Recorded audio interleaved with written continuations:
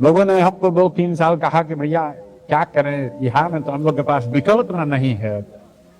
अगर विकल्प होता तो हम लोग कभी लालू के डर से, नीतीश भाजपा और भाजपा के डर से लालू को वोट नहीं देते।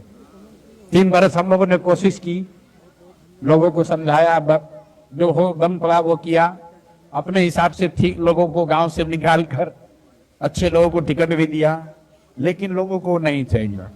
कम से कम इस चुनाव में यही लिखा है कि लोगों को अच्छा नहीं चाहिए, लोग जैसे चल रहा है व्यवस्था वैसे चलाते रहना चाहते हैं। अब जैसे ही चुनाव खत्म हुआ, लोग फिर कह रहा है अरे भैया बड़ा भ्रष्टाचार हो गया, जल्दी आवाज उठाइए, आंदोलन कीजिए। धान ले जाए कितना बिकाया होगा, 1600 में बिक रहा होगा। धान कितना में बेचेगा? 1600 की कम में? कम है। तो धान का दाम है 2300 और आप बेच रहे हैं 1600 में। और अपने आप को सब लोग बहुत होशियार भी समझते हैं।